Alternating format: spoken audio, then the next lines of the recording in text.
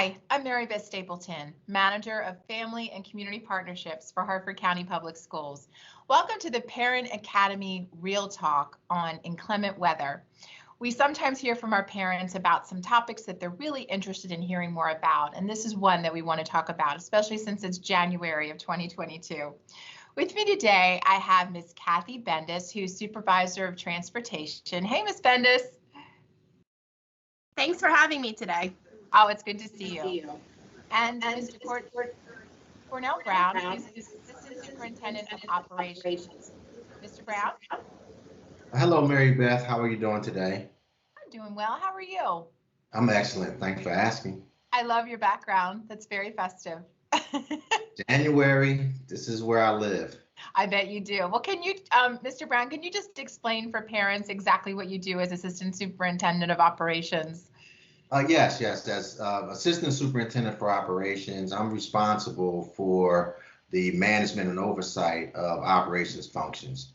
What that means is, reporting up to me, you will have the Department of Transportation that's managed by my star, Cathy Bendis, as the Director of Transportation, and the Department of Facilities Management. Also, we have building operations, all the custodians that operate our facilities, they report up to me as well. And I'm more like the asset manager for the school district. So with all of our facilities and transportation and our contract requirements related to building operations, my office manages those functions. Okay, that really helps parents understand. It's a big job, but we appreciate you doing it for sure.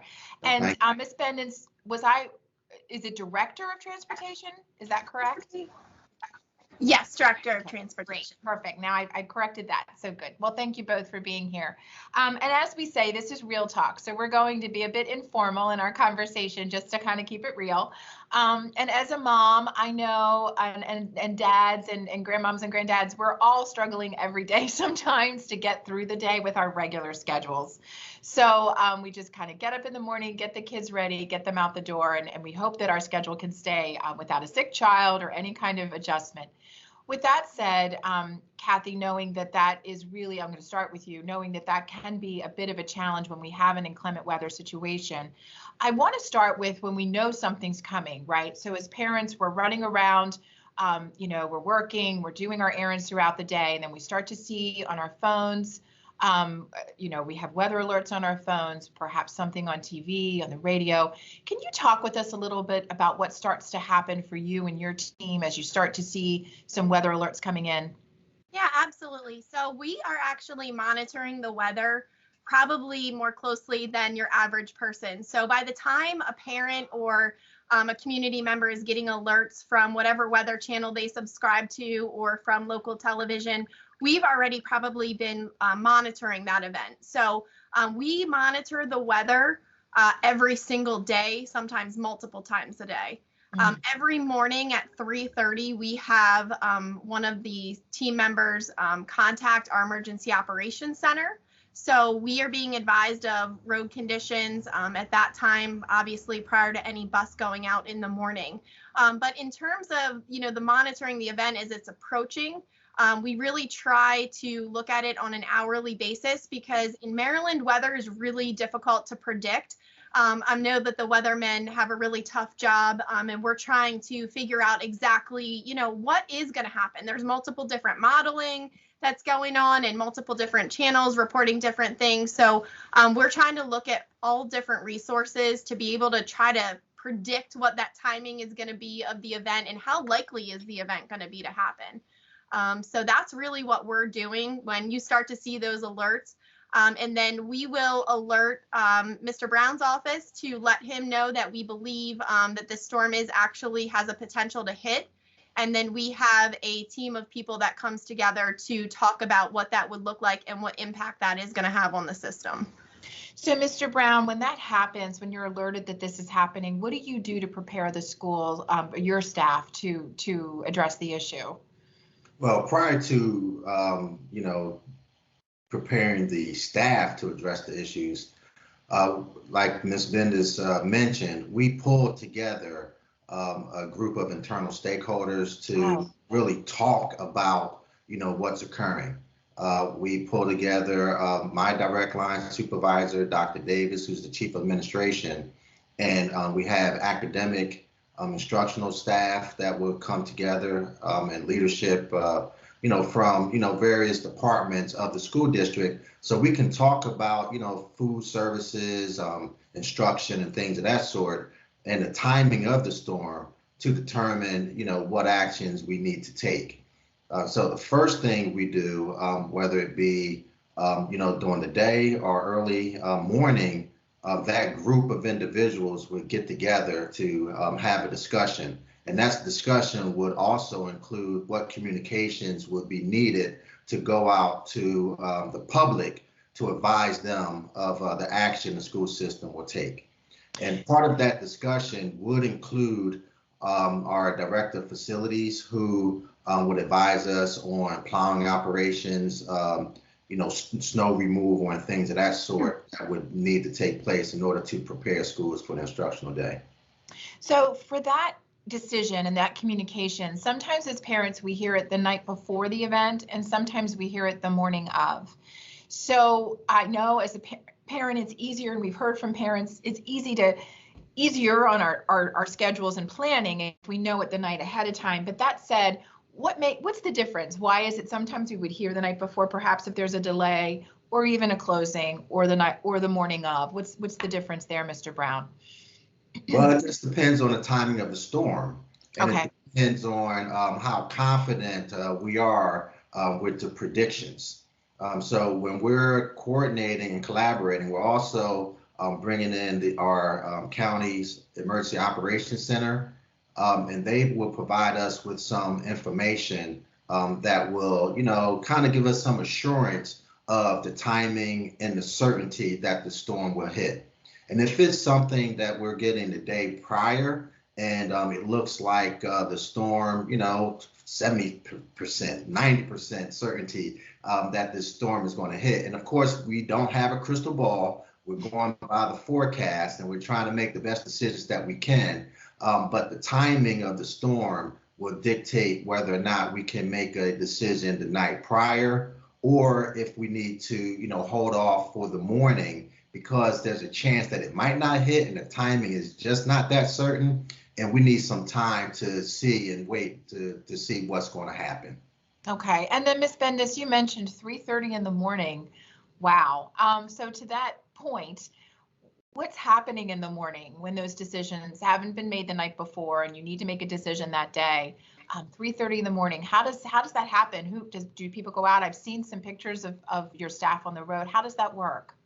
Yeah, so we have, again, a rotation of who calls the Emergency Operations Center, and that's every morning starting when we see freezing temperatures, so typically the beginning of November through April. So we have somebody call every morning. So in case something happened overnight that wasn't predicted, we would be made aware of that by contacting them in the morning. And if there is an issue with the roads or we have some concerns, then the supervisors, the area supervisors, actually have routes that they drive, and we look at specific areas where we know we typically have concerns. And then also some areas where we have bus turnarounds. We're really specific with, trying to make sure some areas that we know have drifting sometimes in North Hartford, or that might be a little bit more susceptible to ice, or we've had issues in the past. We make sure that those areas are addressed, and we go out and actually assess the road conditions. If it is not been called the night before, we are on the road before 4 a.m. And then we are assessing, all the various areas of the county to, see what we might be able to do. Do we need to do a delay, or is it actually need to be a closure, depending upon what that event is? If it's been called the night before, we're typically out a little bit before 5 to try to take those pictures. So we also appreciate the night before call as well when we're able to do that. But, we understand obviously that can't happen every time. I think Sunday into Monday, that most recent event that we had where it was raining and then we weren't sure if it was going to freeze was a great example of where some other systems may have said we're going to delay. But we were actually able to see a lot more wind overnight, which dried the roads on Monday morning, where if we had called a delay, we really wouldn't have needed to use it. So That's kind of one of those good examples. And unfortunately, because we have Maryland wild weather, and you never know what it's going to do. It could be 60 on Wednesday and, 6 inches of snow on Monday. So that's, one of those things where we really want to give it some time to be out there. But yeah, so when we don't have the delay called, we're out before 4 so that we can relay that information back and make a decision as early as possible. And I want to highlight that point that even though you might be on the road or your supervisors might be on the road, they'll probably maybe even see different weather conditions in the county. I am a Pilesville resident, and I know we have a different experience usually when there's a weather event versus Edgewood or other, communities closer to 95. So I think our parents need to understand, right, Ms. Bendis, that really does vary around the county about the experience when a weather event happens. Yeah, absolutely. I mean, I also live in an area that is the North Hartford area, and my parents live in Bel Air, and we're about 8 minutes apart, about 2 roads. And I can tell you there's been times when I was at their house and it was raining and I got to my house and there was 6 inches of snow on the ground. The elevation changes and the vast, land that we have in the county, it really does make a difference. And in Maryland, the weather, we're right on that border a lot of times where is it going to be 32 or is it going to be 33? So, when you have those elevation changes in the county, it can really vary depending upon where you live. So if you're in Pilesville, most recently they didn't have anything on the ground in this last storm, and our southern part of the county actually got a lot more snow, which is the reverse of what we typically see. But it is definitely in various parts of the county because we have such a large area and so many different, we have in Havre de Grace, the water, Mariner Point Park, you're right on the water down there. It really just depends on what that storm is doing, and we will see a difference as we're driving around checking out all the different locations. Yeah, well, that's good to note for our parents. And then Mr. Brown, just thinking about as we pivot over to events that could happen suddenly during the school day, again, with the variety of communities and experiences with weather, thinking about that, you're going about your day as a parent, you're working, you're doing your day, and then all of a sudden communication sends out a call or an email to you saying that there will be an early dismissal. Again, why? Sometimes parents think perhaps even keeping them in the school might be safer. Just some thoughts around that for parents as to why that would happen, why that early dismissal. Yes, and you know that Mother Nature is unpredictable, and at times the forecast is just not exact. And all of a sudden you may have a weather event that was not anticipated. But when looking at the event and what is actually transpiring, we sit and we discuss and we determine based on the information and what we're seeing that the weather event could be significant. And if we did not do an early dismissal, waiting an hour could present some severe safety concerns. Okay. So it would be prudent that we close schools. And have parents, come, retrieve their children or have transportation delivered to the students' home prior to the accumulation of snow on the ground. So you can imagine within an hour, you can go from, no precipitation to, an inch, 2, 3 inches of snow, depending on the event. And then it would be in our best interest to make sure that we allow time for students and staff to get home safely. Understood. And then thinking again about Parents' Day and planning, sometimes our parents are concerned because they want to have access to that school-based childcare, especially our elementary school parents that have childcare in some of our buildings. And that said, their concerns have been shared that if the school's closed, and the child care is closed, they really are in a bind about how to go about their day. Mr. Brown, could you share with parents why that decision's made and how that's made and how that relates to the school closing as well? And really, you'll find a common theme here. All the decisions that we're making is all based on the safety of our students and our community and our employees. So we're looking through that safety lens. So unfortunately, in the morning, when we have, snow events and our buildings are, not prepared to receive the public. We're running our plowing operations and we're preparing our buildings to receive the public. And at times in the morning, when we have snow and ice on the ground, it's just not safe for the public to access our sites and to access our buildings. We've had some unfortunate incidents over the years, and fortunately for us, they were not severe or fatal, but they were serious. So the decision has been made that when we're in the midst of our plowing operations, we have determined that our schools and grounds are not safe for foot traffic, vehicular traffic, that we're just not open for business until our buildings are prepared and our driveways and our sidewalks and our parking lots are clear and available for the public to access. So with that, with morning activities, we just could not continue to allow those activities to go on, given some of the risk management concerns that we found. Understood. And then thinking about that plowing and that different parts of the county experience different things, I'd like to touch before we close on that North Harford conversation. We've mentioned it already. Ms. Bendis and I both live in North Harford, and we've heard from parents that they really, in North Harford particularly, they really would like us to consider a Hereford zone similar to Baltimore County Public Schools, where they have a certain decision for the Hereford zone versus the rest of the county. I know we've had conversations as a district about that, and I know decisions have been made.